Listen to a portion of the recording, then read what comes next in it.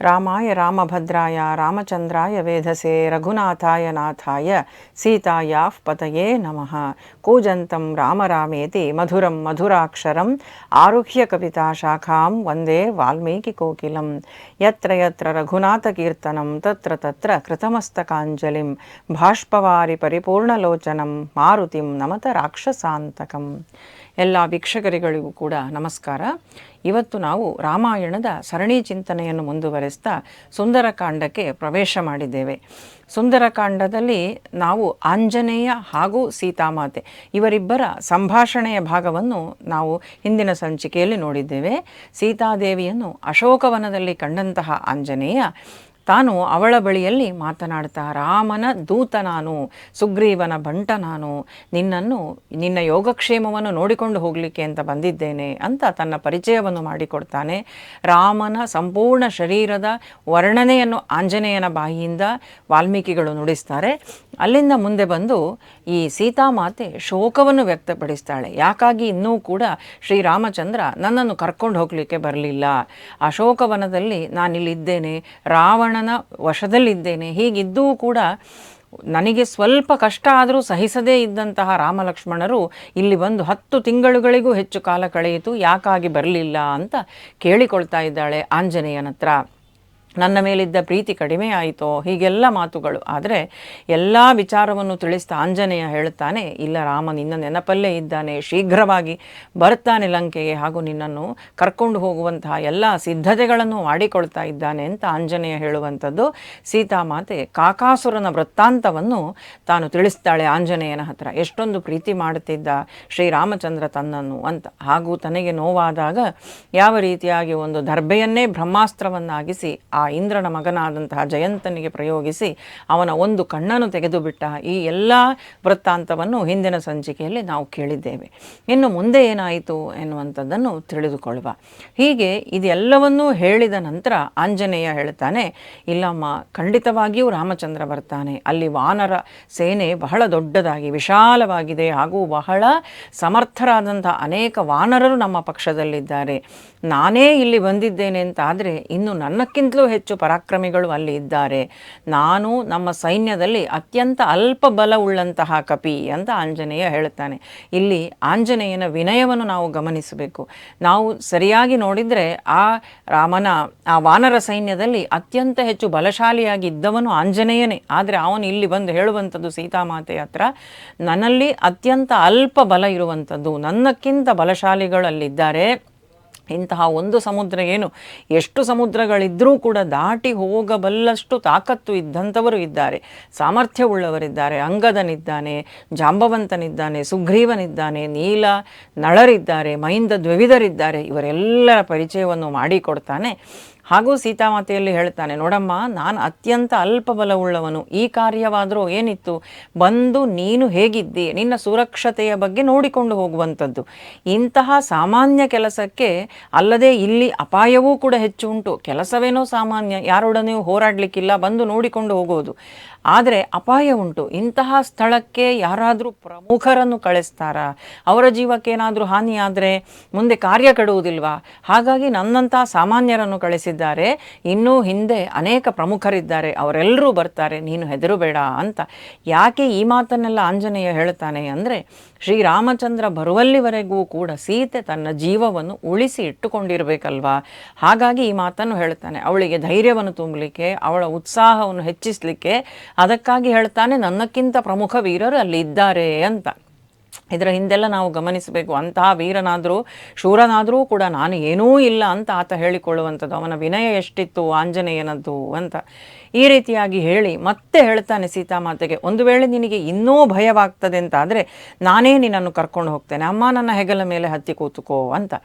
ಆವಾಗ ಸೀತೆ ಹೇಳ್ತಾಳೆ, ಅಲ್ಲಪ್ಪ, ನೀನು ಇಷ್ಟು ಪುಟ್ಟ ಕಪಿ, ನಾನು ನಿನ್ನ ಮೇಲೆ ಕುಳಿತುಕೊಂಡ್ರೆ, ನೀನು ಈ ಸಮುದ್ರವನ್ನು ದಾಟಿ ಹೋದರೆ ನಾನೆಲ್ಲಿಯಾದರೂ ನಿನ್ನ ಮೈಯಿಂದ ಬಿದ್ದು ಬಿಟ್ಟರೆ, ಹಾಗಾಗಿ ಅದು ಅಸಾಧ್ಯ.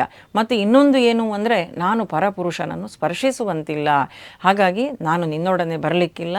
ಮತ್ತು ಏನು ನನ್ನನ್ನಿಲ್ಲಿ ಸೆರೆಯಲ್ಲಿ ರಾವಣನಿಟ್ಟಿದ್ದಾನೋ ಅವನನ್ನು ಸೋಲಿಸಿ ನನ್ನನ್ನು ಇಲ್ಲಿಂದ ಕರ್ಕೊಂಡು ಹೋದಂತಹ ಕೀರ್ತಿ ನನ್ನ ಸ್ವಾಮಿಗೆ ಸಿಗಬೇಕು, ರಾಮಚಂದ್ರನಿಗೇ ಸಿಗಬೇಕು. ಹಾಗಾಗಿ ನಿನ್ನ ಜೊತೆ ನಾನು ಬರಲಾರೆ. ಅಲ್ಲದೆ ನೀನು ಇಷ್ಟು ಪುಟ್ಟ ಶರೀರದವನು ಅಂತ ಹೇಳುವಾಗ ಹೇಳುವಾಗ ಇವನು ಆಂಜನೇಯ ಏನು ಮಾಡ್ತಾನೆ ಅಂದರೆ, ನೋಡಮ್ಮ, ನಾವೆಲ್ಲ ಕಾಮರೂಪಿ ವಾನರರು ಅಂತ ಹೇಳಿ ತಾನು ತನ್ನ ಶರೀರವನ್ನು ಬೃಹದಾಕಾರವಾಗಿ ಬೆಳೆಸಿಕೊಂಡು ಬಿಡ್ತಾನೆ. ಆ ಹೊತ್ತಿಗೆ ಏನಾಗಿದೆ ಅಂದರೆ, ಇಲ್ಲಿ ಎಲ್ಲ ಏನು ಸ್ತ್ರೀಯರಿದ್ದರು, ರಾಕ್ಷಸ ಸ್ತ್ರೀಯರು ಎಲ್ಲರೂ ನಿದ್ದೆಗೆ ವಶರಾಗಿ ಹೋಗಿದ್ದಾರೆ. ಈ ಆಂಜನೇಯ ಬೃಹದಾಕಾರವಾಗಿ ತನ್ನ ಶರೀರವನ್ನು ಬೆಳೆಸಿಕೊಂಡು ತನ್ನ ನಿಜ ಸ್ವರೂಪವನ್ನು ತಾಯಿಗೆ ತಾನು ತೋರಿಸ್ತಾನೆ. ಮತ್ತೆ ಆಕೆಗೆ ದರ್ಶನ ಮಾಡಿಸಿ ಮತ್ತೆ ತಾನು ಮೊದಲಿನಂತಾಗ್ತಾನೆ. ಈಗ ಸೀತಾಮಾತೆಗೆ ಧೈರ್ಯ ಬಂತು ಆಂಜನೇಯನ ಶಕ್ತಿಯ ಬಗ್ಗೆ, ಪರಾಕ್ರಮದ ಬಗ್ಗೆ, ಹಾಗೂ ಇನ್ನಲ್ಲಿ ವಾನರರು ಏನೆಲ್ಲ ಪ್ರಭಾವಶಾಲಿಗಳು ಪರಾಕ್ರಮಿಗಳು ಇರಬಹುದು ಅಂತ ಹೇಳುವಂಥದ್ರ ಬಗ್ಗೆ ಒಂದಷ್ಟು ಧೈರ್ಯ ಆಕೆಯಲ್ಲಿ ತುಂಬಿಕೊಳ್ಳುತ್ತದೆ. ಆಂಜನೇಯ ಆ ಕೆಲಸವನ್ನು ಮಾಡ್ತಾನೆ. ಹಾಗೂ ಮುಂದೆ ಹೇಳ್ತಾನೆ, ಆದಷ್ಟು ಶೀಘ್ರದಲ್ಲಿ ಕರೆತರುತ್ತೇನೆ, ನೀನು ನಿನ್ನ ನೆನಪಿಗಾಗಿ ಏನಾದರೂ ನನ್ನ ಹತ್ರ ಕೊಡು. ರಾಮಚಂದ್ರನಿಗೆ ನಾನು ಹೋಗಿ ನನ್ನ ಸ್ವಾಮಿಗೆ ತೋರಿಸಬೇಕು, ಸೀತಾಮಾತೆಯನ್ನು ನೋಡಿ ಬಂದೆ ಅಂತ ಆತ ನಂಬಬೇಕಲ್ವಾ. ಕಾಕಾಸುರನ ವೃತ್ತಾಂತ ಒಂದು ಹೇಳಿದ್ದಾಳೆ. ಈಗ ನಿನ್ನ ನೆನಪಿಗಾಗಿ, ಗುರುತಿಗಾಗಿ ಏನಾದರೂ ಒಂದು ಕೊಡು, ಅಭಿಜ್ಞಾನಕ್ಕಾಗಿ ಅಂತ ಕೇಳಿಕೊಂಡಾಗ ಆಕೆ ಚೂಡಾಮಣಿಯನ್ನು ತೆಗೆದುಕೊಡ್ತಾಳೆ. ಚೂಡಾಮಣಿಯನ್ನು ಆತ ತೆಗೆದುಕೊಳ್ತಾನೆ. ಇಲ್ಲೆಲ್ಲ ನಾವು ಗಮನಿಸಬೇಕು, ಈ ಕೊಡುವಂಥದ್ದು ಹಾಗೂ ತೆಗೆದುಕೊಳ್ಳುವಂಥದ್ದು ಇದು ಎರಡು ಹೇಗೆ ನಡೆಯಿತು ಅಲ್ಲಿ ಅಂತ. ಮೊಟ್ಟ ಮೊದಲಿಗೆ ಆಂಜನೇಯ ತಾನು ತನ್ನ ಕೈಯಲ್ಲಿ ತಾನು ತಂದಿದ್ದಂತಹ ಮುದ್ರೆ ಉಂಗುರವನ್ನು ಅವಳಿಗೆ ಕೊಟ್ಟಾಗ ಮೇಲಿನಿಂದ ಹೀಗೆ ಕೊಡಲಿಲ್ಲ. ಮೇಲಿನಿಂದ ಕೊಟ್ಟರೆ ಆಕೆ ಕೆಳಗಿನಿಂದ ತೆಗೆದುಕೊಳ್ಬೇಕಾಗ್ತದೆ ಅಲ್ವಾ. ಅಂದರೆ ಜಗನ್ಮಾತೆಯ ಕೈ ಕೆಳಗೆ ಬರ್ತದೆ, ಆಂಜನೇಯನಿಗೆ ಅದು ಬೇಡ. ಆತ ಏನು ಮಾಡ್ತಾನೆ, ತನ್ನ ಕೈಯಲ್ಲಿ ಮುದ್ರೆ ಉಂಗುರವನ್ನು ಹಿಡಿದುಕೊಂಡು ಪಶ್ಯ ಅಂತ ಹೇಳ್ತಾನೆ, ನೋಡು ಅಂತ. ಆಕೆಯೇ ಕೈ ಮೇಲಿಂದ ತೆಗೆದುಕೊಂಡದ್ದು.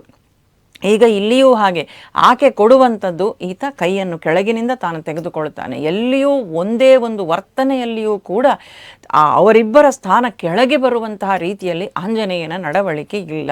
ಹಾಗಾಗಿ ತಾನದನ್ನು ತೆಗೆದುಕೊಳ್ತಾನೆ. ತನ್ನ ಕೈಯೇ ಕೆಳಗೆ, ಅವಳ ಕೈಯನ್ನು ಹೀಗೆ ಮಾಡಿ ತಾನು ತೆಗೆದುಕೊಂಡದ್ದಲ್ಲ, ಅವಳು ತನಗೆ ನೀಡಬೇಕು. ತಾನೇ ಕೈಯನ್ನು ಕೆಳಗಿಟ್ಟ, ತೆಗೆದುಕೊಂಡ, ಆಕೆ ಕೊಟ್ಟಂತಹ ಚೂಡಾಮಣಿಯನ್ನು ತಾನು ತೆಗೆದುಕೊಂಡಿದ್ದಾನೆ ಆಂಜನೇಯ. ಹಾಗೂ ಮತ್ತೆ ತಾಯಿಗೆ ನಮಿಸ್ತಾನೆ, ಆದಷ್ಟು ಶೀಘ್ರದಲ್ಲಿ ಹೋಗಿ ಬರ್ತೇನೆ ಅಂತ. ಸೀತಾಮಾತೆ ಹೇಳ್ತಾಳೆ, ಇವತ್ತು ಒಂದು ದಿನ ಆದರೂ ನಿಲ್ಲಪ್ಪ ಇಲ್ಲಿ ನನ್ನ ಜೊತೆ ಅಂತ. ಯಾಕೆ ಅಂದರೆ ಆಕೆಗೆ ಎಷ್ಟೋ ದಿನಗಳ ನಂತರ ಒಂದು ಸಾಂತ್ವನ, ಒಂದು ಭರವಸೆ, ಒಂದು ತನ್ನವರು ಅಂತ ಹೇಳುವಂತಹದ್ದೊಂದು ವ್ಯಕ್ತಿಯ ಭೇಟಿಯಾಗಿದೆ. ಈಗಲೇ ಕಳಿಸಿಕೊಡ್ಲಿಕ್ಕೆ ಮಾತೆಗೆ ಮನಸ್ಸಿಲ್ಲ, ಇವತ್ತೊಂದು ದಿನ ನಿಲ್ಲು ಅಂತ. ಆದರೆ ಆಂಜನೇಯ ಹೇಳ್ತಾನೆ, ಸಾಧ್ಯ ಇಲ್ಲ, ನಾನು ಹೋಗಲೇಬೇಕು. ಯಾಕಂದರೆ ನಿನ್ನನ್ನು ಇಲ್ಲಿಂದ ಮುಕ್ತಿಗೊಳಿಸುವಂಥದ್ದು ಈಗ ನಮ್ಮ ಪ್ರಥಮ ಕರ್ತವ್ಯವಾಗಿದೆ. ಹಾಗಾಗಿ ನಾನು ಇಲ್ಲಿಂದ ಹೋಗಲೇಬೇಕು. ಹೋಗಿ ಈಗ ಹೊರಡ್ತೇನೆ. ಈಗ ಹೋಗಿ ಸಂಜೆಯೊಳಗೆ ನಾನಲ್ಲಿ ತಲುಪಿ ವಿಚಾರವನ್ನು ಶ್ರೀರಾಮಚಂದ್ರನಿಗೆ ಹೇಳಿ ನಾಳೆಯೇ ನಮ್ಮ ಸಮಸ್ತ ವಾನರ ಸೈನ್ಯ ಬಂದು ಲಂಕೆಯ ದ್ವಾರದಲ್ಲಿ ನಿಂತಿರ್ತದೆ, ಭಯಪಡಬೇಡ, ಹೋಗಿ ಬರ್ತೇನೆ ಅಂತ ತಾಯಿಗೆ ನಮಸ್ಕರಿಸಿದ ಆಂಜನೇಯ ಅಲ್ಲಿಂದ ಹೊರಟವನು ಆಲೋಚನೆ ಮಾಡ್ತಾನೆ. ಪ್ರಮದಾವನದಿಂದ, ಅಶೋಕವನದಿಂದ ಹಿಂದೆ ತಾನು ಮರಳಿ ಹೋಗಬೇಕು ಅಂತ ನಿಶ್ಚಯ ಮಾಡಿಕೊಂಡಿದ್ದಾನೆ. ಈಗ ತಾನು ಆಲೋಚನೆ ಮಾಡ್ತಾನೆ, ಹಸಿವಾಗ್ತಾ ಇದೆ. ಅಲ್ಲಿಂದ ಹಾರಿಕೊಂಡು ಸಮುದ್ರ ಉಲ್ಲಂಘನೆ ಮಾಡಿ ಬಂದಿದ್ದಾನೆ. ಇಲ್ಲಿ ಎಲ್ಲ ಹುಡುಕಾಡಿಯಾಗಿದೆ, ಅಷ್ಟೊತ್ತು ಹೊಟ್ಟೆಗೇನೂ ಆಹಾರ ತೆಗೆದುಕೊಂಡಿಲ್ಲ. ಇವಾಗ ತಾಯಿಯನ್ನು ನೋಡಿ ಆಗಿದೆ, ಆಕೆ ಕುಶಲವಾಗಿದ್ದಾಳೆ, ಸುರಕ್ಷಿತವಾಗಿದ್ದಾಳೆ ಅಂತ ಗೊತ್ತಾಗಿದೆ. ಈಗ ಹಸಿವೆ ಪ್ರಾರಂಭವಾಯಿತು. ಒಂದು ಬಾರಿ ಸುತ್ತಲೂ ನೋಡ್ತಾನೆ. ನೋಡಿದರೆ ಅಶೋಕವನದಲ್ಲೆಲ್ಲ ತುಂಬಿ ತೊನೆದಾಡ್ತಾ ಇದೆ ಹಣ್ಣುಗಳು, ವಿಧ ವಿಧದ ರಸಭರಿತವಾದಂಥ ಹಣ್ಣುಗಳು. ಇದೆಲ್ಲ ನೋಡ್ತಾ ಇದ್ದ ಹಾಗೆ ಇವನಲ್ಲಿ ಹಸಿವು ಇನ್ನಷ್ಟು ಹೆಚ್ಚಾಗುತ್ತದೆ. ಎಲ್ಲ ಮರಗಳ ಮೇಲೂ ತಾನು ಹಾರಿ ಹೋಗ್ತಾನೆ ಆಂಜನೇಯ. ಮಾವಿನ ಮರ, ಬಾಳೆಯ ಗಿಡಗಳು, ಎಲ್ಲ ಹಣ್ಣುಗಳನ್ನು ತಾನು ತಿಂತಾನೆ. ಹಾಗೂ ಮರಗಳನ್ನೆಲ್ಲ ಬುಡ ಸಮೇತ ಎತ್ತಿ ತಾನು ಎಸೀತಾನೆ ಆಂಜನೇಯ. ಇಡೀ ಅಶೋಕವನವನ್ನು, ಆ ಪ್ರಮದಾವನವನ್ನು ಧ್ವಂಸ ಮಾಡ್ತಾನೆ. ಅಲ್ಲಿದ್ದ ಹಣ್ಣುಗಳನ್ನು ತಿಂದ, ಜೊತೆಗೆ ಆ ಮರಗಳನ್ನೆಲ್ಲ ಧ್ವಂಸ. ಮನದೊಳಗೆ ಇನ್ನೊಂದು ಆಶೆ ಇತ್ತು, ರಾವಣನನ್ನೊಂದು ಬಾರಿ ಆತನ ಸಭೆಯಲ್ಲಿ ನೋಡಬೇಕು ಅಂತ ಆಂಜನೇಯನಿಗೆ ಉಂಟಾದದ್ದು. ಯಾಕೆ, ಈಗ ಭಗವಂತ ಹೇಳಿ ಗಳಿಸಿದಂತಹ ಕಾರ್ಯ, ದೂತನಾಗಿ ಬಂದಿದ್ದಾನೆ. ದೂತನ ಕೆಲಸ ಏನು, ಹೇಳಿದಷ್ಟನ್ನೇ ಮಾಡಿ ಹೋಗುವುದಲ್ಲ. ಮೂಲ ಉದ್ದೇಶಕ್ಕೆ ತೊಂದರೆ ಆಗದ ರೀತಿಯಲ್ಲಿ ಏನಾದರೂ ಮಾಹಿತಿಗಳು ಲಭ್ಯವಾಗ್ತದಾ ಅಂತ ತಿಳ್ಕೊಂಡು ಹೋಗಬೇಕು. ಮುಂದೆ ಯುದ್ಧಕ್ಕಾಗಿ ಲಂಕೆಗೆ ಬರುವವರಿದ್ದಾರೆ. ಬರೇ ಸೀತೆಯ ಸುರಕ್ಷತೆಯನ್ನು ನೋಡಿಕೊಂಡು ಹೋದರೆ ಸಾಕ ಕೇವಲ, ಇನ್ನು ಲಂಕೆಯ ಬಗ್ಗೆ ಇನ್ನೂ ಹೆಚ್ಚಾಗಿ ತಿಳ್ಕೊಳ್ಬೇಕು, ರಾವಣನ ಬಗ್ಗೆ ಇನ್ನೂ ತಿಳ್ಕೊಳ್ಬೇಕು ಅಂತ ಹೇಳುವ ಆಲೋಚನೆಯಿಂದ ಈ ಅಶೋಕವನವನ್ನು ಧ್ವಂಸ ಮಾಡಿದ. ಸಿಕ್ಕಿದಂತಹ ಕೆಲವೊಂದು ಹಣ್ಣುಗಳನ್ನು ತಿಂದ. ಇವಾಗ ಇಡೀ ಸುದ್ದಿ ಹೋಗ್ತದೆ. ರಾಕ್ಷಸಿಯರೆಲ್ಲರೂ ಹೋಗಿ ರಾವಣನಿಗೆ ಸುದ್ದಿ ಮುಟ್ಟಿಸ್ತಾರೆ, ಒಂದು ಕಪಿ ಬಂದಿದೆ, ಇಡೀ ಅಶೋಕವನವನ್ನು ಧ್ವಂಸ ಮಾಡ್ತಾ ಉಂಟು ಅಂತ. ಈಗ ರಾವಣ ರಾಕ್ಷಸರನ್ನು ಕಳುಹಿಸಲಿಕ್ಕೆ ಪ್ರಾರಂಭ ಮಾಡ್ತಾನೆ. ಕಿಂಕರರು ಅಂತ ಹೇಳುವಂತಹ ಸಹಸ್ರಾರು ಮಂದಿ ರಾಕ್ಷಸರು ಬಂದರು. ಆ ಕಿಂಕರರೆಲ್ಲರನ್ನೂ ಕೂಡ ಕ್ಷಣ ಮಾತ್ರದಲ್ಲಿ ತಾನು ನಾಶ ಮಾಡಿಬಿಡ್ತಾನೆ ಆಂಜನೇಯ. ಆಯಿತು, ಕಿಂಕರರ ಹತ್ಯೆ ಆಯಿತು. ಇನ್ನು ಮುಂದೆ ಸುದ್ದಿ ಹೋಯಿತು ರಾವಣನಿಗೆ, ಆ ಕಪಿ ಸಾಮಾನ್ಯನಲ್ಲ ಅಂತ. ಅಶೋಕವನದಲ್ಲಿದ್ದವನು, ಅಶೋಕವನ ನಾಶವಾಗಿದೆ. ಅಶೋಕವನ ಅಂದರೆ ರಾವಣನಿಗೆ ಪರಮ ಪ್ರೀತಿ. ಅಂತಹ ಅಶೋಕವನದೊಳಗೆ ನುಗ್ಗಿದ ಕಪಿ ಕಿಂಕರರನ್ನು ಬೇರೆ ಕೊಂದಿದೆ, ಇದು ಯಾರಿರಬಹುದು ಅಂತ ಹೇಳಿ ಆಲೋಚನೆ ಮಾಡಿ ಅಮಾತ್ಯ ಪುತ್ರರನ್ನು ಕಳುಹಿಸ್ತಾನೆ. 7 ಮಂದಿ ಅಮಾತ್ಯ ಪುತ್ರರು, ಮಂತ್ರಿ ಕುಮಾರರು, ಎಲ್ಲ ಪರಾಕ್ರಮಿಗಳೇ. ಅವರು ಹೋದರೆ ಇವನು ಆಂಜನೇಯನಾದರೂ ಅಶೋಕವನವನ್ನು ಧ್ವಂಸ ಮಾಡಿಸಿ ಹೊರಗೆ ಬಂದು ತಾನು ಚೈತ್ಯ ಪ್ರಾಸಾದ ಅಂತ ಅಲ್ಲಿ ಕೂತ್ಕೊಂಡಿದ್ದಾನೆ. ಆ ಬಾಗಿಲಿಗಿದ್ದಂಥ ಅಗಳಿಯನ್ನೇ ತಾನು ಕಿತ್ತೆಸೆದು ಅವರೆಲ್ಲರ ಮೇಲೆ ಯುದ್ಧವನ್ನು ಮಾಡ್ತಾನೆ. ಇಲ್ಲಿ ನಾವು ಗಮನಿಸಬೇಕು, ಆಂಜನೇಯನ ಕೈಯಲ್ಲಿ ಯಾವುದೇ ಆಯುಧ ಇಲ್ಲ. ಮೂಲ ವಾಲ್ಮೀಕಿ ರಾಮಾಯಣದಲ್ಲಿ ಆಂಜನೇಯನಿಗೆ ಯಾವುದೇ ಆಯುಧವನ್ನು ವಾಲ್ಮೀಕಿಗಳು ಹೇಳಿಲ್ಲ. ಗದೆ ಆಂಜನೇಯನ ಕೈಯಲ್ಲಿಲ್ಲ. ಇದು ಆನಂತರ ಬಂದ ರಾಮಾಯಣಗಳಿಂದ ಬಂದದ್ದೇ ಹೊರತು ಆಂಜನೇಯನಿಗೆ ಯಾವುದೇ ವಿಧವಾದ ಆಯುಧ ಅಂತ ಹೇಳುವಂಥದ್ದು ಇರುವುದಿಲ್ಲ. ಅವನು ಏನು ತನ್ನ ಕೈಗೆ ಸಿಕ್ಕಿತೋ, ಮರವೋ ಅಥವಾ ಗಿಡವೋ ಇನ್ಯಾವುದೋ ಅಲ್ಲೇ ಬಿದ್ದಿದ್ದಂತಹ ವಸ್ತುವೋ, ಮರದ ದಿಮ್ಮಿಯೋ ಅಗುಳಿಯೋ ಏನು ಸಿಕ್ಕಿತೋ ಅದರಿಂದ ಹೋರಾಡ್ತಾ ಇದ್ದದ್ದು ಈ ಎಲ್ಲ ಕಪಿಗಳು ಕೂಡ. ಗದೆ ಮುಂತಾದದ್ದು ಅಲ್ಲಿ ಇಲ್ಲ. ಆ ಬಾಗಿಲಿನ ಅಗಳಿಯನ್ನು ತೆಗೆದು ತಾನು ಹೋರಾಡ್ತಾನೆ, ಮಂತ್ರಿ ಕುಮಾರರನ್ನು ವಧಿಸ್ತಾನೆ. ಆನಂತರ 5 ಮಂದಿ ಸೇನಾಪತಿಗಳು ಬಂದರು. ಆ 5 ಮಂದಿ ಸೇನಾಪತಿಗಳನ್ನು ಕೂಡ ನಾಶ ಮಾಡ್ತಾನೆ. ಯಾರು ಬಂದರೂ ಆಂಜನೇಯನ ಮುಂದೆ ನಿಲ್ಲುವುದಿಲ್ಲ. ತುಲ ಪರಾಕ್ರಮಿ ಅಂತ ಹೇಳುವಂಥದ್ದು ಗೊತ್ತು ನಮಗೆ. ಈ ಎಲ್ಲ ನಾಶ ಆಗ್ತಾ ಉಂಟು ಅಂತಾಗುವಾಗ ಮುಂದೆ ಬರುವಂಥವನು ರಾವಣನ ಮಗನಾದಂಥ ಅಕ್ಷಕುಮಾರ. ಅಕ್ಷಕುಮಾರನನ್ನು ಕಳಿಸ್ತಾನೆ ರಾವಣ. ಹೋಗು, ಅವನಿನ್ನೂ ಚಿಕ್ಕ ವಯಸ್ಸಿನ ಬಾಲಕ, 12-13ನೇ ವರ್ಷದ ಬಾಲಕ, ಆದರೆ ಮಹಾಪರಾಕ್ರಮಿ ಅವನು. ಈ ಅಕ್ಷಕುಮಾರ ಆಕಾಶದಲ್ಲೆಲ್ಲ ನಿಂತು ತಾನು ಯುದ್ಧ ಮಾಡುವಂಥದ್ದು. ಆಂಜನೇಯ ಈ ಅಕ್ಷಕುಮಾರನ ಪರಾಕ್ರಮವನ್ನು ನೋಡಿ ಒಂದು ಬಾರಿ ತಾನು ಬೆರಗಾಗಿ ಬಿಡ್ತಾನಂತೆ. ಎಂತಹ ಪರಾಕ್ರಮಿ ಈ ರಾವಣನು, ಈ ರಾವಣನ ಮಕ್ಕಳು ಕೂಡ ಅಂತ. ಯಾಕೋ ಅಕ್ಷಕುಮಾರನನ್ನು ವಧಿಸಲಿಕ್ಕೆ ಆಂಜನೇಯನಿಗೆ ಮನಸ್ಸು ಬರುವುದಿಲ್ಲ. ಯಾಕೆಂದರೆ ಇನ್ನೂ ಚಿಕ್ಕ ಹುಡುಗ, ಅಲ್ಲದೆ ಪರಾಕ್ರಮಿ, ಆಂಜನೇಯನ ಎದುರು ನಿಂತು ತಾನು ಹೋರಾಡ್ತಿದ್ದಾನೆ. ಕಿಂಚಿತ್ತೂ ಭಯ ಇಲ್ಲ ಅಕ್ಷಕುಮಾರನಿಗೆ. ಆದರೆ ಈಗ ಹೀಗೆ ಬಿಟ್ಟಿತು ಅಂತಾದರೆ ನಾಳೆ ರಾಮ ಕಾರ್ಯಕ್ಕೆ ಕಷ್ಟ ಆಗಬಹುದು. ಇಂತಹ ಭಗವಂತನ ಕಾರ್ಯಕ್ಕೆ ಅಡ್ಡಿಯಾಗುವಂತಹ ಯಾವುದೇ ವ್ಯಕ್ತಿಯನ್ನು ಕೂಡ ಉಳಿಸುವುದು ತರವಲ್ಲ ಅಂತ ಆಲೋಚನೆ ಮಾಡ್ತಾನೆ. ಅಕ್ಷಕುಮಾರನನ್ನು ಆಂಜನೇಯ ವಧಿಸ್ತಾನೆ. ಅಲ್ಲಿಂದ ಮುಂದೆ ಸುದ್ದಿ ಹೋಯಿತು ರಾವಣನಿಗೆ, ಅಕ್ಷಕುಮಾರನ ವಧೆಯೂ ಆಯಿತು. ಹಾಗಾದರೆ ಈ ಕಪಿ ಸಾಮಾನ್ಯನಲ್ಲ, ಏನೋ ಇವನಲ್ಲಿ ಮಹಾತ್ಮೆ ಉಂಟು, ಏನೋ ಇವನಲ್ಲಿ ವೈಚಿತ್ರ್ಯ ಅಂತ ವಿಶೇಷ ಉಂಟು ಅಂತ ತಿಳ್ಕೊಂಡು ಇಂದ್ರಜಿತುವನ್ನು ಕಳಿಸಲಾಗುತ್ತದೆ. ಈಗ ಮುಂದೆ ಬರುವವನು ರಾವಣನ ಮಗನಾದ ಇಂದ್ರಜಿತು. ಇವನ ಹೆಸರು ಇಂದ್ರಜಿತು ಅಂತಲ್ಲ, ಇವನ ಮೂಲ ಹೆಸರು ಮೇಘನಾಥ. ಇಂದ್ರನನ್ನು ಗೆದ್ದವನು ಆದದ್ರಿಂದಾಗಿ ಇವನ ಹೆಸರು ಇಂದ್ರಜಿತು ಅಂತಾಯಿತು. ಈ ಮೇಘನಾಥ ಯುದ್ಧಕ್ಕೆ ಬರ್ತಾನೆ ಆಂಜನೇಯನ ಜೊತೆಯಲ್ಲಿ. ಆಂಜನೇಯನಿಗೂ ಮೇಘನಾಥನಿಗೂ ಘೋರವಾದಂಥ ಯುದ್ಧ ನಡೆಯುತ್ತದೆ. ಈ ಮೇಘನಾಥ ಇಂದ್ರಜಿತು ಮಾಯಾವಿ, ಆದರೆ ಯಾವುದೇ ಮಾಯೆಯಾಗಲಿ ಯಾವುದೂ ನಮ್ಮ ವಾಯುಪುತ್ರನ ಮುಂದೆ ನಡೆಯುವುದಿಲ್ಲ. ಇಂದ್ರಜಿತು ತಾನು ಬ್ರಹ್ಮಾಸ್ತ್ರವನ್ನು ಪ್ರಯೋಗ ಮಾಡ್ತಾನೆ. ಇವನು ಬಿಟ್ಟ ಯಾವ ಅಸ್ತ್ರಗಳನ್ನೆಲ್ಲ ಆಂಜನೇಯ ಎಲ್ಲವನ್ನೂ ತಾನು ಯಾವುದಕ್ಕೂ ತಾನು ಮಣಿಯುವುದಿಲ್ಲ. ಹಾಗಾದರೆ ಇನ್ನು ಮುಂದೆ ಏನು ಮಾಡುವುದು? ಬ್ರಹ್ಮಾಸ್ತ್ರ.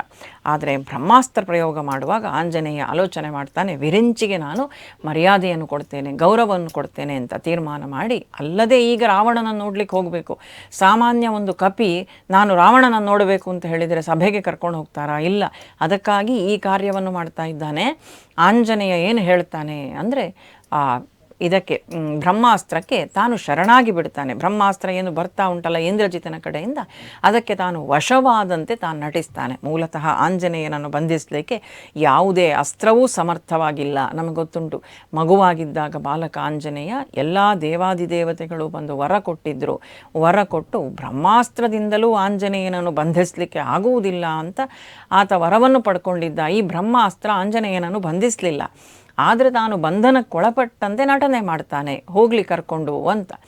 ಈಗ ಅನೇಕರು ಬಂದರು, ಬ್ರಹ್ಮಾಸ್ತ್ರದ ಮೇಲೆ ಪಾಶಗಳಿಂದೆಲ್ಲ ಬಿಗಿದ್ರಂತೆ. ಮೂಲತಃ ಯಾರಿಗೇ ಆಗಲಿ ಬ್ರಹ್ಮಾಸ್ತ್ರದ ಬಂಧನ ಆದ ಮೇಲೆ ಮತ್ತು ಅದರ ಮೇಲೆ ಬೇರೆ ಬಂಧನಗಳನ್ನು ಮಾಡಿದರೆ ಬ್ರಹ್ಮಾಸ್ತ್ರ ಸಡಿಲಗೊಳ್ಳುತ್ತದೆ.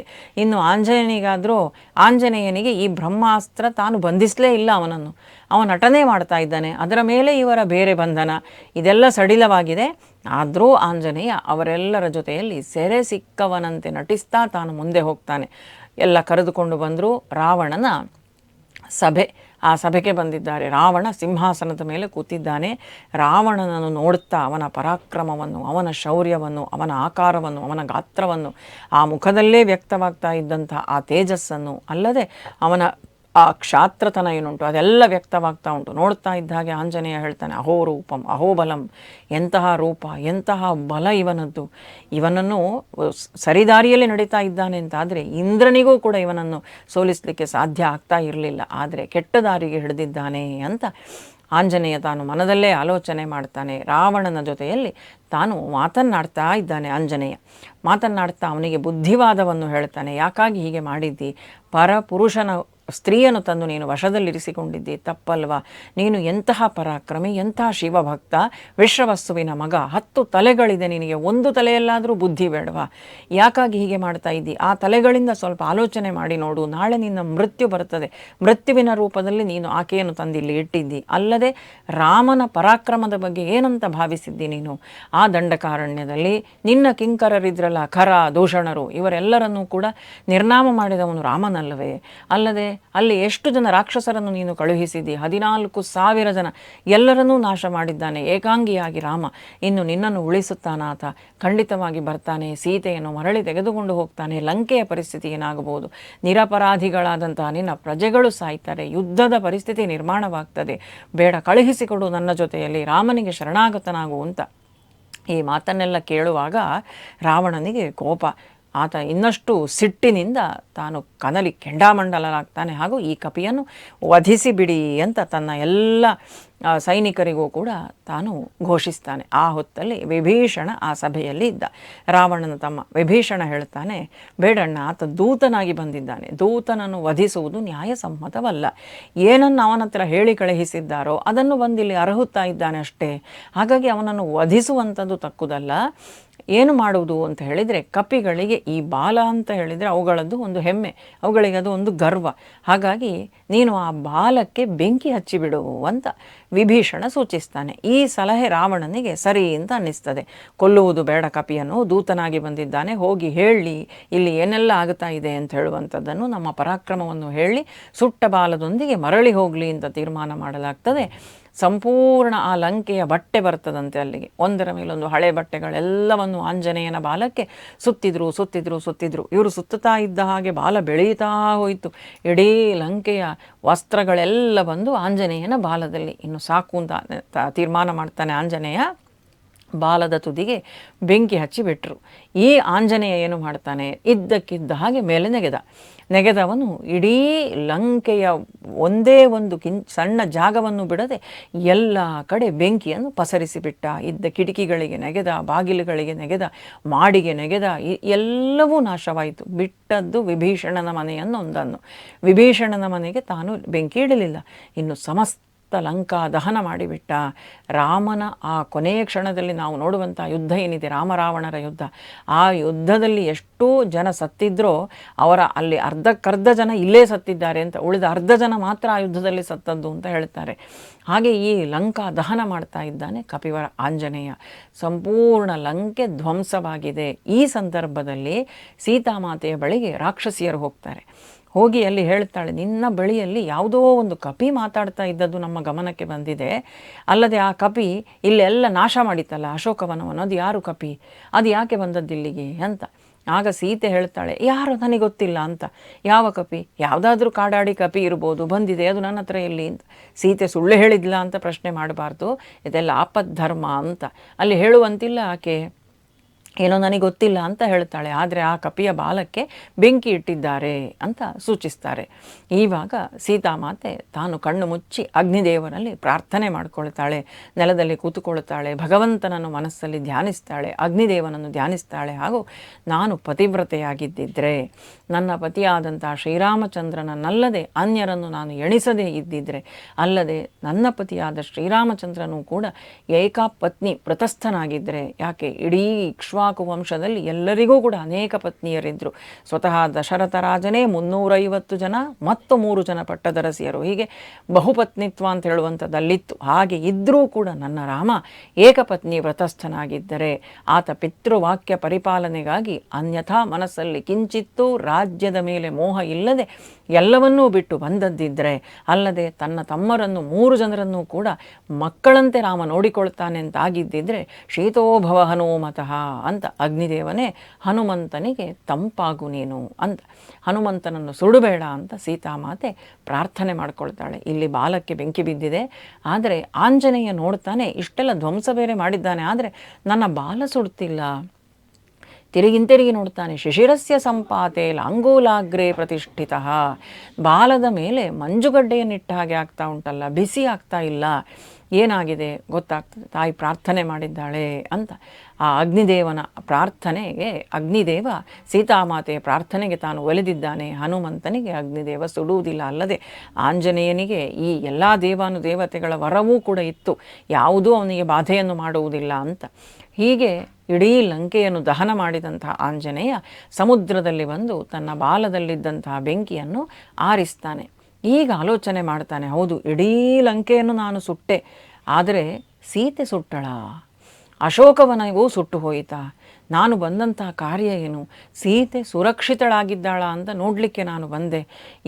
ಆದರೆ ಕೋಪಕ್ಕೆ ನಾನು ತುತ್ತಾದೆ. ಕೋಪ ಅಂತ ಹೇಳುವಂಥದ್ದು ಎಷ್ಟು ಹಾನಿಕಾರಕ ಅಂತ ಅಲ್ಲಿ ಕೋಪದ ಬಗ್ಗೆ ಆಂಜನೇಯ ಆಡುವಂಥ ಕೆಲವು ಮಾತುಗಳನ್ನೆಲ್ಲ ನಾವು ಸುಂದರಕಾಂಡದಲ್ಲಿ ನೋಡಬಹುದು. ಸೀತೆ ಸುಟ್ಟಳ ಅಂತ ತಾನು ಆಲೋಚನೆ ಮಾಡ್ತಾನೆ, ಹಾಗೂ ಚಿಂತಿಸ್ತಾನೆ, ಅಯ್ಯೋ ನಾನು ಬಂದಂತಹ ಕೆಲಸ ಹಾಳಾಗಿ ಹೋಯ್ತಲ್ಲ ಅಂತ. ಆ ಹೊತ್ತಿಗೆ ಆಕಾಶದಲ್ಲಿ ಸಿದ್ಧಚಾರಣರು ತಾವು ಸಂಚಾರ ಮಾಡ್ತಾ ಇದ್ದಾರೆ. ಸಿದ್ಧರು, ಚಾರಣರು, ಗಂಧರ್ವರು ಅವರೆಲ್ಲ ಮಾತಾಡ್ತಾ ಹೋಗ್ತಾರೆ. ಸೀತಾನ ದಗ್ಧೇತಿ, ಸೀತೆ ಸುಡಲಿಲ್ಲ ಅಂತ ಅವರುಗಳೆಲ್ಲ ಮಾತಾಡ್ತಾ ಹೋಗುವಂಥದ್ದು ಆಂಜನೇಯನ ಕಿವಿಗೆ ಬಿತ್ತು. ಆದರೂ ಇನ್ನೊಮ್ಮೆ ನಾನು ನೋಡಿ, ಕಣ್ಣಲ್ಲೇ ನಾನು ನೋಡಿ ಒಂದು ಬಾರಿ ಕನ್ಫರ್ಮ್ ಮಾಡಿಕೊಂಡು ಬರ್ತೇನೆ ಅಂತ ಆಂಜನೇಯ ಇಲ್ಲಿಂದ ಹೊರಟ. ಹಾರಿದವನು ಮತ್ತೆ ಹೋಗಿ ಅಶೋಕವನದಲ್ಲಿ ಸೀತಾಮಾತೆಯನ್ನು ನೋಡಿ ಆಕೆಯ ಕುಶಲವನ್ನು ವಿಚಾರಿಸಿ ಆದಷ್ಟು ಶೀಘ್ರದಲ್ಲಿ ಸೈನ್ಯವನ್ನು ಕರೆದುಕೊಂಡು ಬರ್ತೇನೆ ಅಂತ ಹೇಳಿ ಅಲ್ಲಿಂದ ಆಂಜನೇಯ ತಾನು ಆಕಾಶಕ್ಕೆ ಚಿಮ್ಮಿದ. ಮಾತೆಗೆ ನಮಸ್ಕರಿಸಿ ಸ್ವಾಮಿಗೆ ಮನದಲ್ಲೇ ವಂದಿಸಿದಂತಹ ಆಂಜನೇಯ ಆಕಾಶ ಮಾರ್ಗವಾಗಿ ವಾಯು ಮಾರ್ಗದಲ್ಲಿ ತಾನು ಹೊರಟ.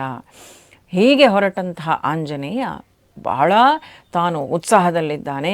ಯಾಕೆ, ಹೋದ ಕಾರ್ಯ ಸಾಧಿಸಿಕೊಂಡು ಬಂದಿದ್ದಾನೆ. ಮರಳಿ ಬರ್ತಾನೆ. ಯಾವಾಗ ಹೋಗಿ ತನ್ನವರನ್ನು ತಾನು ನೋಡ್ತೇನೋ ಸೇರ್ತೇನೋ ಅಂತ ಹೇಳುವಂತಹ ತವಕ, ಅಲ್ಲದೆ ಸ್ವಾಮಿಗೆ ಸುದ್ದಿ ಮುಟ್ಟಿಸಬೇಕು ಸೀತೆ ಸುರಕ್ಷಿತವಾಗಿದ್ದಾಳೆ ಅಂತ. ಅದಕ್ಕಾಗಿ ತಾನು ಬರ್ತಾ ಇದ್ದಾನೆ. ದೂರದಲ್ಲೇ ಅವನ ಗರ್ಜನೆಯನ್ನು ಕೇಳ್ತಾರೆ. ಇಲ್ಲೆಲ್ಲರೂ ಕೂಡ ಕೂತಿದ್ದಾರೆ ಸಮುದ್ರ ತೀರದಲ್ಲಿ.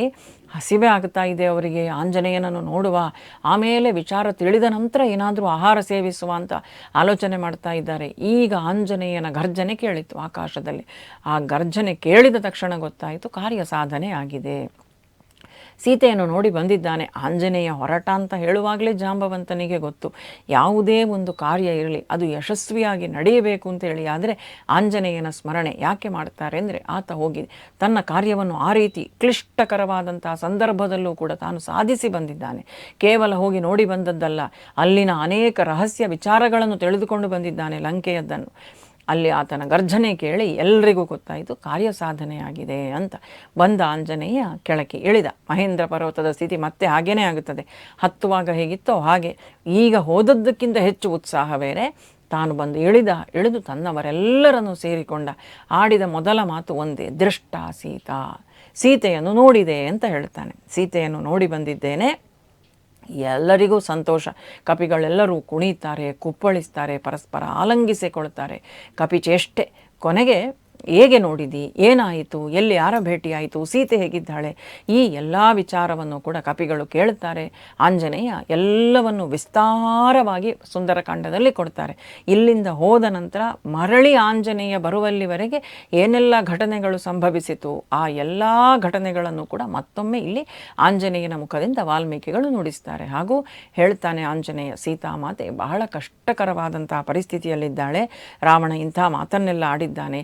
ಕೇವಲ 2 ತಿಂಗಳ ಗಡುವಿದೆ, ಆದಷ್ಟು ಶೀಘ್ರವಾಗಿ ನಾವು ಹೋಗಬೇಕು, ಮಾತೆಯನ್ನು ಕರೆದುಕೊಂಡು ಬರಬೇಕು, ಸೀತೆಯನ್ನು ನೋಡಲಿಕ್ಕೆ ನನ್ನಿಂದ ಆಗಲಿಲ್ಲ ಅಂತ ಮನಸ್ಸಿಗಾದಂಥ ದುಃಖವನ್ನು ಹೇಳ್ತಾನೆ. ಆವಾಗ ಅಂಗದ ಹೇಳ್ತಾನೆ, ನಾವು ಇಲ್ಲಿಂದಲೇ ಹೋಗುವ, ಈಗಲೇ ಹೋಗಿ ಕರೆದುಕೊಂಡು ಬರುವ ಅಂತ. ಆದರೆ ಎಲ್ಲರೂ ಕೂಡ ಆತನ ಮಾತಿಗೆ ಒಪ್ಪುವುದಿಲ್ಲ. ಯಾಕೆಂದರೆ ನಮಗೇನು ಹೇಳಲಾಗಿದೆ, ಸುಗ್ರೀವನು ರಾಮನು ಏನು ಹೇಳಿದ್ದಾರೆ, ಸೀತೆಯ ಸಮಾಚಾರವನ್ನು ತಿಳಿದುಕೊಂಡು ಬನ್ನಿ ಅಂತ, ಸೀತೆಯನ್ನೇ ಕರ್ಕೊಂಡು ಬನ್ನಿ ಅಂತ ಹೇಳಲಿಲ್ಲ. ಕರ್ಕೊಂಡು ಬರುವುದಿದ್ದರೆ ಆಂಜನೇಯ ಕರ್ಕೊಂಡು ಬರ್ತಿರ್ಲಿಲ್ವಾ? ಹಾಗಾಗಿ ನಾವು ಆ ಕೆಲಸ ಮಾಡಬಾರದು ಅಂತ ಅಂಗದ ವಾಲಿಯ ಮಗ ಯುವರಾಜ ಕುಮಾರ ಕಿಷ್ಕಿಂಧೆಯದು, ಆತನನ್ನು ಸಮಾಧಾನಪಡಿಸಲಾಗ್ತದೆ.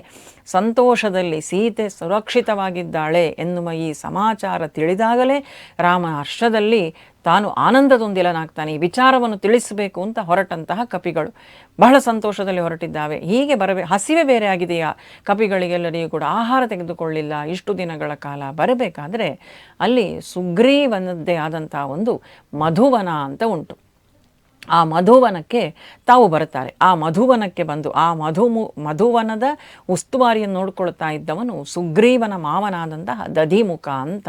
ಆ ಮಧುವನದಲ್ಲಿ ಏನೆಲ್ಲ ಮಾಡ್ತಾರೆ ಈ ಕಪಿಗಳು, ಹಾಗೂ ರಾಮ ಆಂಜನೇಯನ ಆ ಮಿಲನ ವಿಚಾರವನ್ನು ಯಾವ ರೀತಿಯಾಗಿ ಹೇಳ್ತಾನೆ ಆಂಜನೇಯ ರಾಮನಿಗೆ, ಮುಂದೆ ಏನೆಲ್ಲ ಘಟನೆಗಳಾಯಿತು, ಇದೆಲ್ಲವನ್ನು ಕೂಡ ಮುಂದಿನ ಸಂಚಿಕೆಯಲ್ಲಿ ತಿಳಿದುಕೊಳ್ಳುವ. ಶುಭವಾಗಲಿ. ಶ್ರೀರಾಮಚಂದ್ರ ಅರ್ಪಣಮಸ್ತು.